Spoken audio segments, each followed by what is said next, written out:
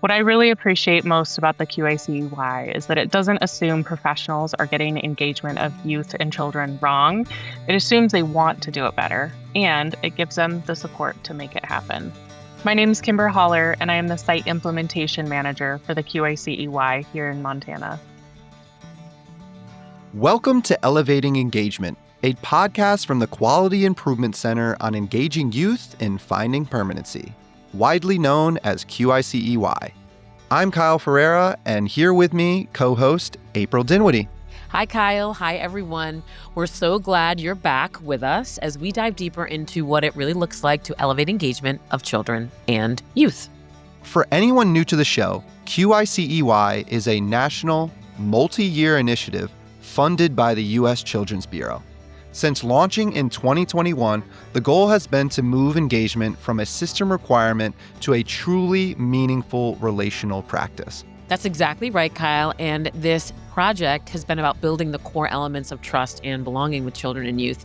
And to do that, the QIC-EY partners with 7 pilot sites across the country to test engagement models in real-world settings.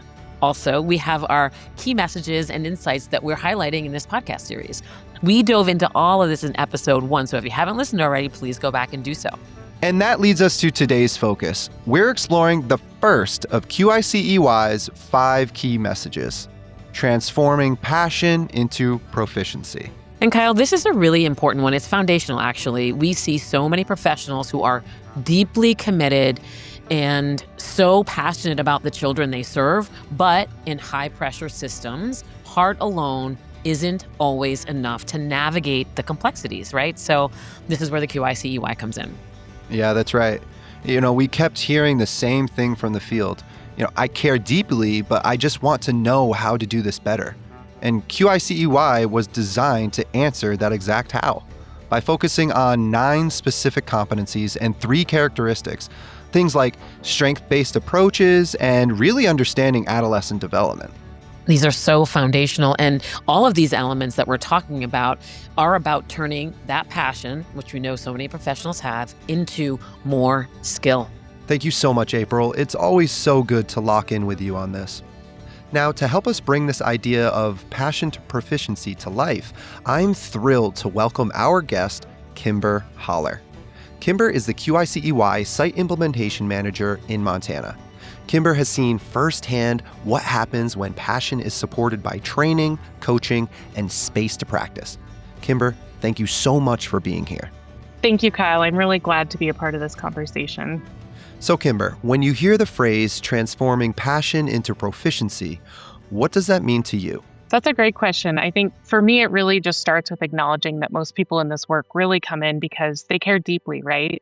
The passion is already there. I think the challenge is that when caring doesn't automatically translate into effective engagement for children and youth, especially when the work is so fast-paced, emotionally heavy, and full of competing demands, I think proficiency is really about having the skills, the language, and the support really to act on that passion in ways that build trust and connection over time. Yeah, thanks for that, Kimber. And that is where the QIC-EY has made such a difference by treating engagement as a skill that can be learned and strengthened, not something people are just expected to know how to do.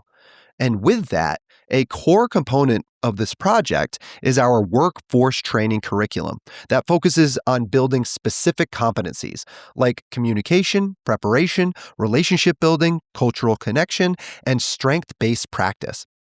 Built on research and real-life experiences from professionals and those who have experienced the child welfare system. It gives caseworkers and supervisors the knowledge and practice tools to build authentic partnerships with children and youth. Now, throughout this project, we have been talking about how even the smallest moments can make a big difference in engagement with children and youth. So, Kimber, now that caseworkers and supervisors from Montana have participated in the QIC-EY workforce training, can you share an example that brings the message of passion to proficiency to life? Yeah, absolutely. I think there's one example that really sticks out for me, and that really captures this, the transforming passion into proficiency. After one of our QIC-EY trainings, I received an email from a caseworker who had just started with the department. So she's new to the department, new to the QIC-EY concepts, had just gone through our training. And she was incredibly honest. She said her first thought walking into the training was just like, oh, great, another training no CPS worker has time for. She really believed in the ideas, the forming relationships, being a consistent support, engaging young people and helping them plan for their futures. But she just couldn't see how any of it was realistic. She talked about how frantic the job feels, how overloaded people are, and how often workers are just criticized for not doing basics like returning calls or just being visible enough. So before the training, she started to truly believe there's no way she could do what we were talking about and asking of her.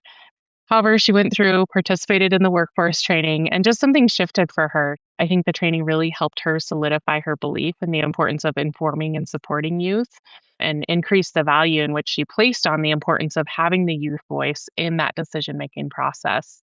So she became more confident in her ability to engage and recognize that those relational moments and connections were both really impactful in the moment and then would also have lasting impacts, including supporting the attainment of legal, relational, and cultural permanency. She began showing up in small and intentional ways with this one particular youth. She attended basketball games so that one of the youth's parents could attend as well. Really just on the sidelines cheering this young person on, and she helped a sibling of this youth help that sibling with homework when she was there for home visits. She supported job application process and practice mock interviews with this youth, including even driving this youth to turn in those applications.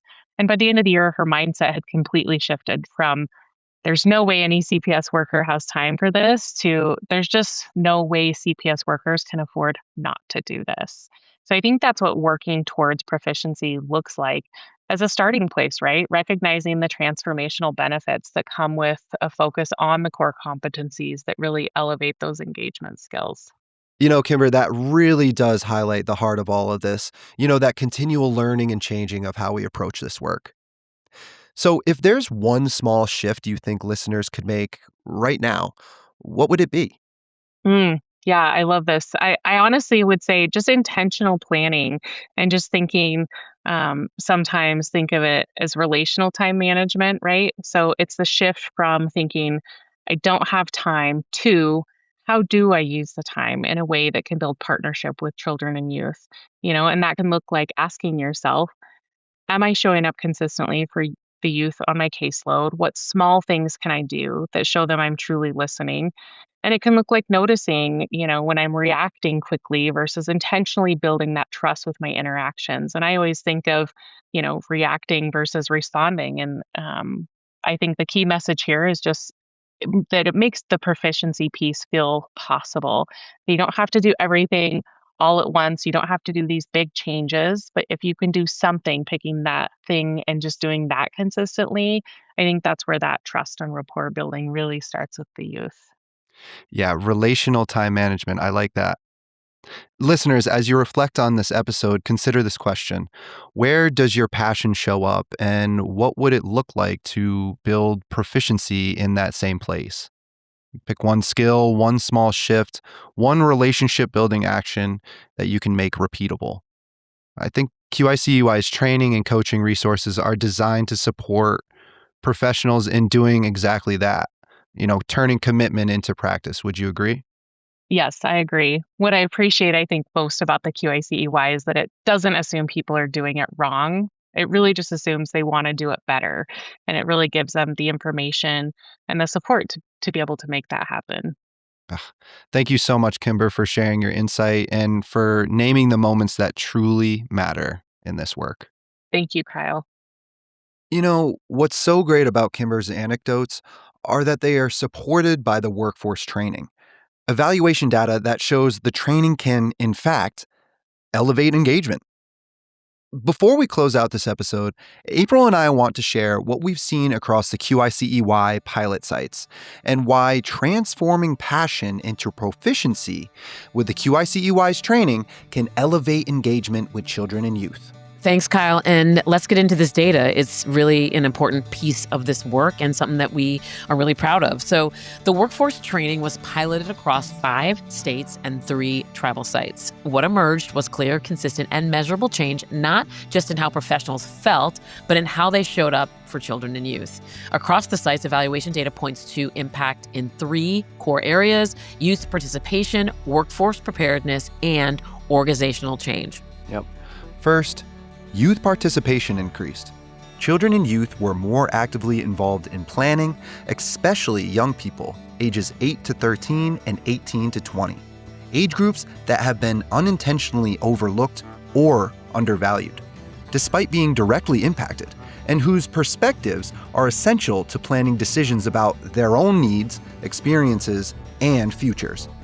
These gains show that when engagement strategies are intentional and developmentally responsive, the caseworkers are reporting that youth don't just participate more, they participate more meaningfully. Second, let's get into workforce preparedness and how that improved. Professionals who completed QIC-EY training reported stronger confidence and skill in engaging youth, along with improved knowledge across modules. Knowledge scores increased among caseworkers, supervisors, and confidence and skill related to youth engagement increased. This reflects a real shift from caring deeply to knowing how to act effectively. And third, we saw clear and meaningful shifts in organizational culture. Evaluation results showed a 27% increase in belief in the importance of informing and supporting youth, an 18% increase in valuing youth voice in decision-making and policy, and a 14% increase in active youth participation overall. These results are statistically significant, which means they are not random or incidental, but reflect real, reliable change. In practical terms, this is strong evidence that the QIC-EY is moving in a coordinated way, with staff, leadership, and systems aligning to more consistently support and elevate youth. And that alignment is so critically important to the entire system.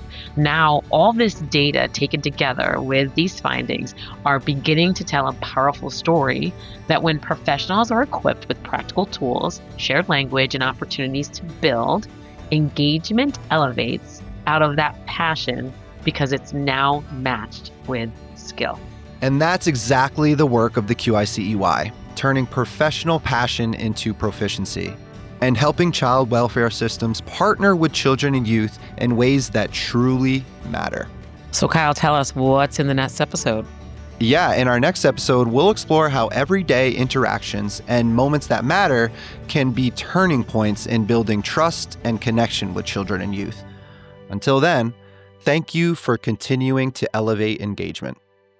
This podcast is supported by the Administration for Children and Families of the United States Department of Health and Human Services as part of a financial assistance award totaling $5 million, with 100% funding by ACF and HHS. The contents are those of the author or authors and do not necessarily represent the official views of, nor an endorsement by ACF or HHS or the United States government. For more information, please visit the ACF website.